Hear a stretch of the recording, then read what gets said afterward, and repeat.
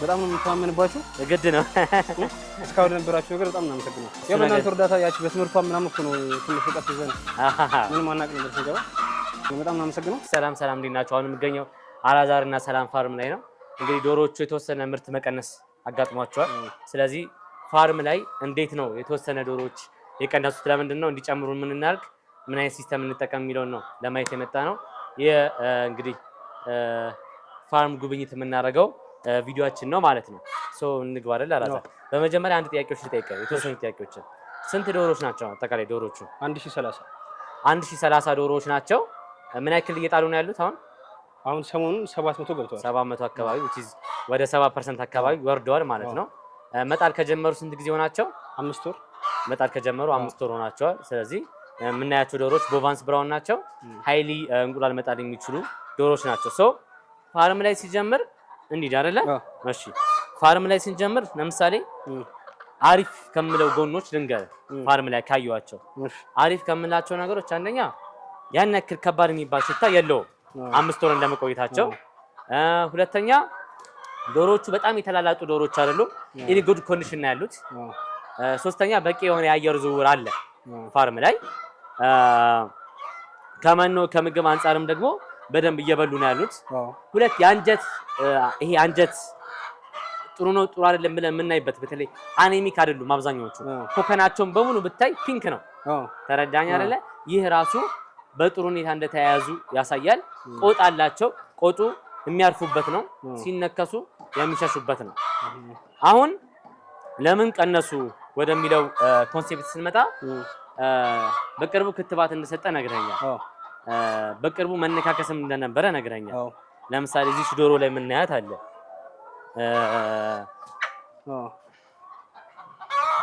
የተወሰነ መነካከስ አይ አይደለ?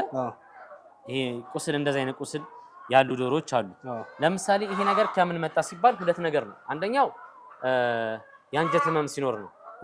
ዶሮዎቹ አንጀታቸው ሲታመም በባክቴሪያ በቫይረስ ሊሆን ይችላል። ሙስሊ በባክቴሪያ ነው። ለምንድን ነው አንጀታቸው የሚታመመው? አንደኛ ፊድ ቼንጅ ካለ ነው። ሁለተኛ ውሃው ላይ እንደዚህ ኮክሲዲዮሲስ ካለ ነው። ተረዳኝ አይደለ? የመጀመሪያ የሚያደርገው ምንድነው? ኩሳቸው ደረቅ መሆን ሲገባው ቀጭን ይሆናል፣ ውሃ ይሆናል። መሬት ላይ በሙሉ እንትን የሚሉት ውሃ ይሆናል። ከዛስ መሬቱን ያረጥባል። ቀጥሎ ደግሞ ይሄው ህመም ደግሞ እያደር ዶሮቹን አቅም እያሳጣቸው ተረዳኝ። ልክ አሁን አንተ ተቅማጥ ሲይዝህ ሰውነት ውስጥ ያለው ኤሌክትሮላይት በሙሉ ነው የሚወጣው። ተረዳኝ አይደለ? ስለዚህ እንቁላል ለመስራት የሚያስፈልጋቸው ፕሮቲኑ ጨምሮ አንዳንድ ኤሌክትሮላይቶች በሙሉ ይወጣሉ። ተረዳኛ? ስለዚህ እንቁላል እንዳያመርቱ ያደርጋል አንደኛው። ሁለተኛው አንጀታቸው ይላጣል፣ ይቆስላል። ሲቆስል መድማት ያመጣል። ከዛ ደም የቀላቀለ ኩስ ደግሞ በየማሉ ታያለ ማለት ነው። እያደር ጥቁር ይሆናል። ከዛ ደም የቀላቀለ ኩስ ታያለ። ይሄ የመጀመሪያው ነው። ስለዚህ የሚጠጡት ውሃ ንጹህ መሆን አለበት። መጠጫው ፍሪኩዌንትሊ ንጹህ መሆን አለበት። የሚመገቡበት ምግብ ንጹህ መሆን አለበት። ይሄ ፍሪኩዌንትሊ በየሳምንቱ አሰስመንት አውጥተህ ደረጃውን ማየት አለብህ። የዚህ ሳምንት ስራ እንዴት ነው?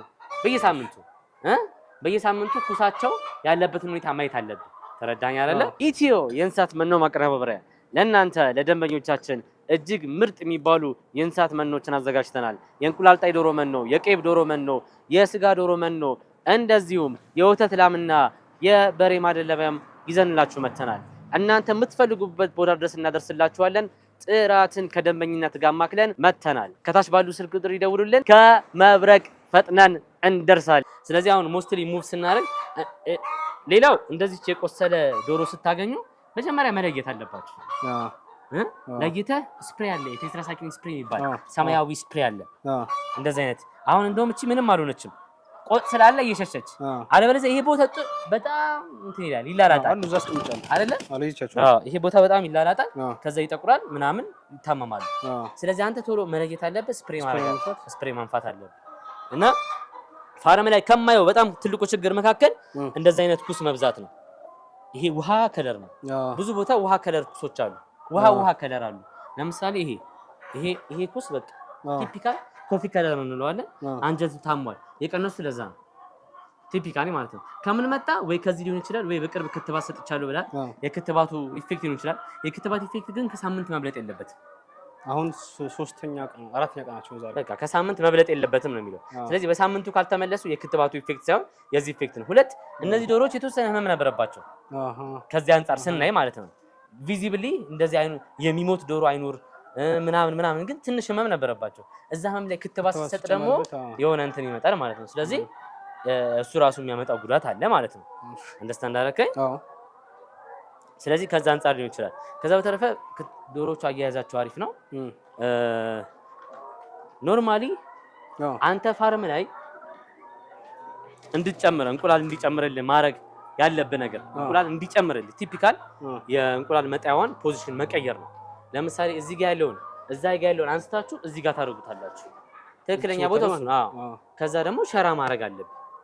ብዙዎቹ ላይ ሸራ አሉስ እሱ ራሱ በሳምንት 100 እንቁላል በሳምንት ሂደት ውስጥ 100 እንቁላል እንዲጨምር ያደርጋል። ስለዚህ አሁን ምንድነው ፋርም ላይ የምናደርገው? የመጀመሪያው የአንጀት መድኃኒት እንሰጣቸዋለን። አንደኛ አምፕሮሊየም እንሰጣለን ለሁሉም ዶሮዎች። ይሄ ቁስለት ካለ ዲሃሪያ ካለ ዲሃሪያውን አምፕሮሊየም 3 ቀን እንሰጥና ከዛ ድጋሚ ደግሞ አስትሪሰል እንሰጣለን አንጀት ህመሙ እንዲያቆም። ተረዳኝ አይደለ? አንጀታቸው ጤና ሲሆን ምርት ወደ ማምረት ይመለሳሉ። ከዛስ ቪታሚን ታስከትላለህ፣ ፎርቲቪት ታስከትላለህ። በሚበሉት ምግብ ደግሞ ካልሲየም ግሪት ትሰጣቸዋለህ። ለምን ይሄ ካልሲየም ኖርማሊ የሚበሉት ካልሲየም ሰብስታንስ ሆኖ ወደ ቦን ማሮ ሄዶ ልክ እንደማንኛውም ሚነራልስ ነው። ልክ እንደነ ሶዲየም እንደነ ሌሎቹ ነው ስራውን የሚሰራው ደም ውስጥ ገብቶ ማለት ነው። አሁን ደም ውስጥ ገብቶ ስራውን እንዳይሰራና በኩላሊት እንትን ብሎ እንዳይሄድ ደግሞ ምን ያደርጋል? ኦሬዲ ዲሃሪያ ያላቸው። ስለዚህ ያ ካልሲየም እየወጣ ነው። ስለዚህ ያ ካልሲየም እየወጣ ስለሆነ እንቁላል እንዲያመርት የሚያስችላቸው ቅርፊት መስራት የሚችሉበት ካልሲየም ሰውነታቸው ውስጥ አይኖርም ዲሃሪክ ስለሆነ። ስለዚህ ምን አድርግ አለበት? በመኖ መታገዝ አለበት ማለት ነው። ውድ ኢትዮ ዶሮ እርባታ ቤተሰቦች ድርጅታችን 2 ወር የሞላቸው ቦቫንስ ብራውን ዶሮዎችን የፊታችን ታህሳስ 20 የምናወጣው ይሆናል። አጠቃላይ ብዛታቸው 10,000 ሲሆን እንደዚሁም ደግሞ 7 ክትባቶችን የተከተቡ ምርጥ ቦቫንስ ብራውን እንቁላል ጣይ ዶሮዎችን ይዘንላችሁ መተናል። ታዲያ እነዚህን ዶሮዎች ከኛ ሲገዙ የነፃ ትራንስፖርትና አመቱ ሙሉ ነፃ የማማከር አገልግሎት ከድርጅታችን ያገኛሉ። ከናንተ የሚጠብቀው መደወል መመዝገብ ብቻ ነው። ሰላማችሁ ይብዛ። ተረዳኝ አይደል? በመኖ መታገዝ አለበት። ኖርማሊ መነካከሱ የመጣው ፌስቱ መቀየር ስለነበረበት ስላልተቀየረ ነው። ተረዳኝ አይደል? ከ11ኛው ወር በኋላ እድሜያቸው 11 ወር ከሞላ በኋላ ፌስቱ መቀየር አለበት። ፌስቱ ማለት ፌስቱና ፌዝ 1 ልዩነቱ ምንድነው? ፌስቱ የተሻለ ፕሮቲን አለው ውስጥ። ተረዳኝ አይደለ? ፌዝ 1 ላይ 16 አካባቢ ነው የምንጠቀመው ፕሮቲን ሲፒ። ፌዝ 2 ላይ ደግሞ 18 አካባቢ ነው። ኢነርጂው ከፍ ይላል። ፌዝ 2 መነካከሱ እንዳይኖር እያረጁ ስለሆነ ማለት ነው። አሁን በደንብ ይዞታ ይጠቀማሉ። ስለዚህ እንደዚህ አይነት ነገር ይሄ በጣም ከፍተኛ ብርሃን ደግሞ እንደዚህ የፀሐይ ብርሃን ባይኖር ይመከራል ፋርም ላይ። ተረዳኝ? ብርሃን ነው የሚመከረው። አምፖል ብርሃን ላይት ኢንቴንሲቲ በቃ። ለምን የብርሃን ወሳኝነቱ ምን መሰለህ? አሁን አንተ ብርሃን አሪፍ ነው። ተረዳኝ?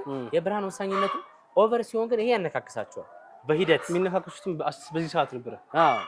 ይሄ መቀነስ አለበት። ይሄንን ቀንስና በዚህ ሰዓት ሸፈነው። ሲሸፈነው ይጨልማል አይደለ? ሲጨልም መብራቶችን አብሩ። የሚያስፈልጋቸው ብርሃን ነው። ያ ብርሃን ምንድነው መሰለ? የማህፀን እንቁላል እንለዋለን። ኦቫሪ አስኳል ማለት ነው። ያ የማህፀን እንቁላል ፕሮዲስ እንዲሆን ብርሃን ያስፈልጋል። ጥሩ ነው ይሄ ብርሃን፣ ግን ኦቨር ሆነባቸው። ኦቨር ሲሆን መነካከስ ያመጣል። መነካከሱ እያደር ዶሮቹ ይጎዳል፣ ሞት ያመጣል፣ ምናምን ያመጣል። ከዛ እሱን ለማከም ደግሞ ሌላ እንደገና ጨው መስጠት ምን መስጠት ምናምን ያለው ውስጥ ትገባለህ። ስለዚህ መሸፈኑ ሸፍነው።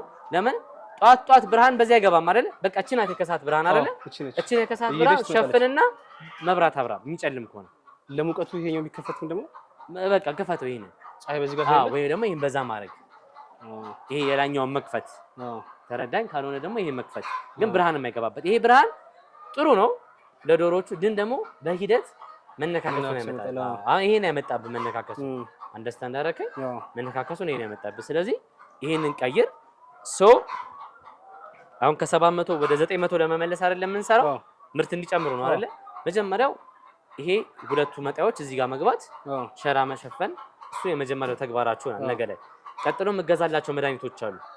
አንጀታቸውን ለማከም አምፕሮሊየም እና አስትሪሰል ቴክስት አደርግልሃለሁ፣ ትገዛለህ። አምፕሮሊየም 3 ቀን ይወስዳሉ።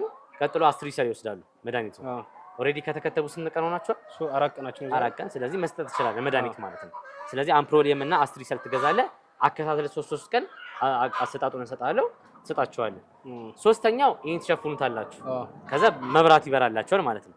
አራተኛ የሚነካከስ እንደዚህ የቆሰለች ዶሮ ካሉ ለያትና ቴትራሳይክሊን ኦይንትመንት 3 ቀን ቀባው በተከታታይ ስድን መልሳት።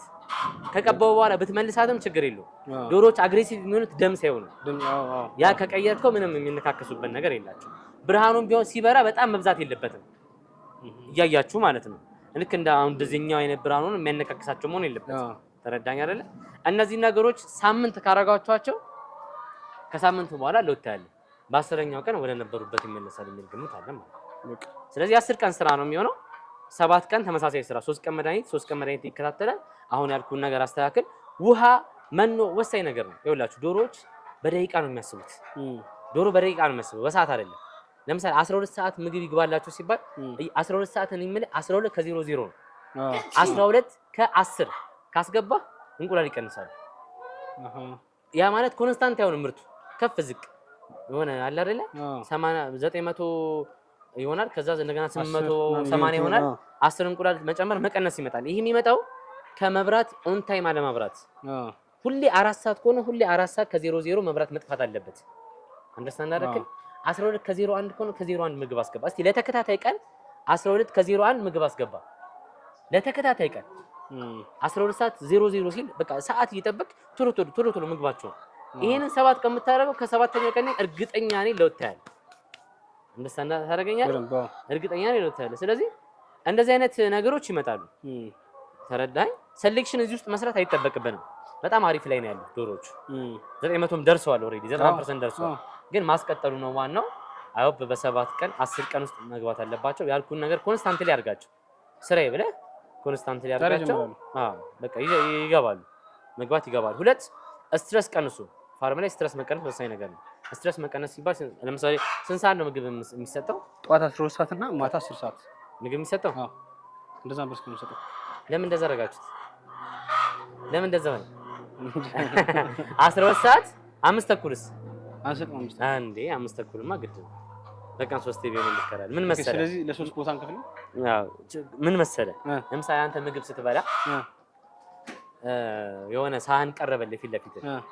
ምግቡ ሳይነሳ ምሳ ቢደርስ ቁርስ ላይ ቀርቦልህ እዛው ምግቡን እያየኸው ምሳ ቢደርስ ይርባል? የምግብ ፍላጎት ይኖራል? አይኖርም። መነሳ ባዶ መሆን አለበት መመገብ። እንደሰናረከ ስለዚህ ያንኑ 120 ግራም አካፍለህ በ3 ይስጣቸው። ግን 12 ከ00 ምግብ ገባላቸው። ቀጥሎ ውሃ ይገባላቸዋል። ከዛ ያችን ምግብ ይመገባሉ። ከዛ 4 ሰዓት ተኩል ላይ እንቁላል ይለቀማል አይደል? 4 ሰዓት መሰለኝ 4 ሰዓት ላይ እንቁላል ይለቀማል። ያቺ ከጧት 1 ሰዓት እስከ እንቁላል እስኪለቀም እስከ 4 ተኩል ወይም እስከ 4 ሰዓት ያለው ፓርት ማንንም መግባት የለበትም። ባዶ ነው መሆን ያለበት። አንደርስታንድ አደረክ?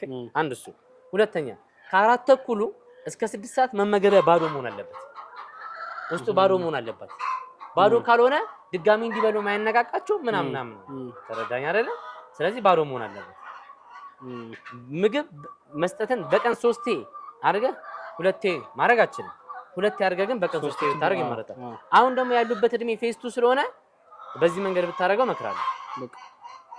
በ3ቴ ብታደርጉት እና መመገቢያ ባዶ መሆኑ ራሱ ዶሮች ላይ ኢፌክት አለ። ጠዋት 12 ሰዓት ከዛ 5 ሰዓት 5 ተኩል ከዛ ማታ 12 ሰዓት አይደለም 11 ሰዓት 11 ሰዓት ላይ ሞስትሊ እንደውም 10 ሰዓት ነው የሚሰጡት። 10 ሰዓት ነው የሚሰጡት። በቃ 10 ሰዓት አድርጉት። ስለዚህ 12 ሰዓት 5 ተኩል ከዛ 10 ሰዓት ምናልባት 10 ሰዓት ላይ የምትሰጠውን አካፍለውና ከ5 ተኩልና 10 ሰዓት አድርጉ። የጠዋቱን በዛ አድርጌ ኦኬ። ያው 120 ግራም አትበልጥም፣ ግን ማካፈሉ ላይ እንደዛ አድርጉ። እሱን እንደዛ አድርጋለሁ። ከዛ በተረፈ በደንብ ይበላሉ። አዎ ይጨርሱታል። ውስጥ ያለው በልቶ ይጨርሳሉ። ሰሞኑን እንደው የሚገርምህ ከተሰጣቸው 45 ደቂቃ ፈጅባቸው ሲጨርሱት። አሁን ከተከተቡ በፊት ማለት ነው 45 ደቂቃ ሲጨርሱት እንዳለ። ከተከተቡ በኋላ ግን ከተከተቡ በኋላ ቀነሱት። ምግብ ካልበሉም እንቁላል ይቀንሳሉ። ዛሬ እንደውም አሪፍ በልተዋል። ምግብ አሁን ዛሬ የተሻለ ከሆኑ ደግሞ ነገ እንቁላል ይጨምራሉ ማለት ነው። አንደርስታንድ አደረክ? ምግብ በደንብ ከበሉ የበሉትን ነው እንቁላል የሚያደርጉት። በቃ 900 የገቡ ጊዜ ሰተናቸው 45 ደቂቃ ነው የፈጅባቸው እንዳለ ጨርስ። አይ በጣም እንዲበላሉ ስትረስ ቀንሱ። ስትረስ ቀንሱ። መድኃኒት ቪታሚን መስጠት አለብህ። አለበለዚያ ይሄ ነገር ካልሆነ አሁን ለምሳሌ ይሄ ዳቢንግ ይባላል። ዶሮዎች ራሳቸውን ሻወር የሚወስዱበት መንገድ ነው። እንትን መስጠት በጣም አሪፍ ነው። ለምሳሌ እንቁላል እንየው፣ ሳይዙን እንየው። ይሄ እንቁላል አሪፍ ነው፣ ሳይዙ አሪፍ ነው። እንቁላል መስበር የለም ፋርም ላይ አልፎ አልፎ ነበር፣ ግን የማውጫ ሰዓታችን ቀደም ማለት ነው 6 ሰዓት ነበር እናወጣው። 6 ሰዓት ስንወጣ እየተሰበረ እናገኛለን።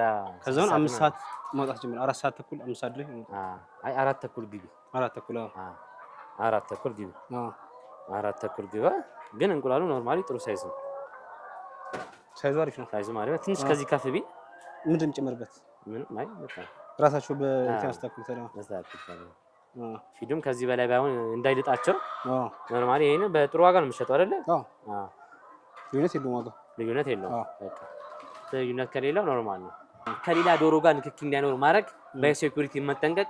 ለምሳሌ ባዮሴኩሪቲ ሲባል ብዙ ጊዜ ዶሮዎችን ገብቶ እንትን ማለት ይመስለዋል ሰው መድኃኒት መርጨቱ ምናምን ይመስለዋል፣ ኬሚካል ማረጉ ይመስለዋል፣ መርገጡ ይመስለዋል አይደለም። ባዮሴኩሪቲ ሲባል ለምሳሌ ከአጥር ውጭ ያለው እዛኛው አስፓልቱ ላይ ያለው ሬድ ዞን ይባላል። ውሻ አለ፣ ዶሮ አለ፣ ምን አለ። ልክ ፋርም ገብተህ መሀል ላይ የምናገኛት አለ አይደል? እዚህ እስከምንገባ ያለችዋ በሷ በአጥር መካከል ያለችዋ እሷ ፓርት ምን ትባላለች? የሎ ዞን ትባላለች። ስገባ ደግሞ ይሄ ደግሞ ግሪን ዞን ነው። ተረዳኝ አይደል? ፋርም ያለው ሰው እዚህ እንዳይደርስ ማድረግ አለበት። ፋርም ያለው ሰው እንቁላል የሚረከበው ሰው ውስጥ እዚህ ጋር ሳይሆን መግባት ያለበት ከአጥሩ ውጭ መሆን አለበት። እንደዚህ አይነት ነገሮችን ነው ማድረግ ያለበት። ስለረገጥን በእግራችን በሽታውን ተከላክለናል ማለት አይደለም። በዚህ በልብስ ይዤው በጣም አንደርስታንድ አደረከኝ። ስለዚህ እሱ ነገር አንተ ሌላ ፋርም አለመሄድ አንደርስታንድ አደረከኝ። ዶሮ ይኸውልህ በጣም ከታመሙ በኋላ ምርት ይቀንሳሉ ባይሞቱ እንኳን። እሱ ደግሞ ሌላ ጭንቀት ነው የሚሆንበት። ተረዳኝ አይደል? ስለዚህ እዛ ጭንቀት ውስጥ መግባት የለበት፣ እዛ አይነት ስትረስ ውስጥ መግባት የለበት። ስለዚህ በየሳምንቱ ራስን መገምገም። አንዳንዴ ስራውን ትለምድና ትቀዛቀዛለህ፣ ኖርማል ታደርጋለህ። እንደዛ ሁሌ የሆነ አክቲቭ መሆን አለበት። ያ ለምን ይጠቅማል መሰለህ? ነገ ከነገ ወዲያ 4000 5000 ዶሮ መያዝ አይቀርም። በዚህ አይተህ እያሰፋው መሄድ አይቀርም። ስታሰፋው ይሄ ነገር ይለምድብሃል አይደል? ይሄ በየሳምንቱ የምታደርገው ሰራተኛ የምትቆጣጠርበት ነገር አክቲቭ መሆን አለበት። ምሳ ኦን ታይም ተሰጣቸው። እሺ 12 ሰዓት ከሆነ 12 ሰዓት ከ00 ምን ብር ነው መቅረት የለበትም፣ ሳንቲም ነው። ለፍተህበታል፣ እስከ ለፋ ድረስ ማግኘት አለብህ። ተረዳኝ? ዶሮችም ካንተ የሚፈልጉት ይሄንን ነው ማለት ነው። ስለዚህ ከምግብ ከበሉ ከአንድ ሰዓት ልክ ምግብ አስገብተሽ ውሃ ካስገባሽ በኋላ እስከ 4 ተኩል እንዳትገቢ እዚህ ፋር ሰውም እንዳይገባ ማንም እንዳይበጠብጣቸው 4 ተኩል ላይ ገብተሽ ቶሎ ለቅሞ መውጣት ነው። ለምን በጣም ብዙ የሚጥሉት ጠዋት ነው። ስለዚህ ያን ጊዜ መጠቀም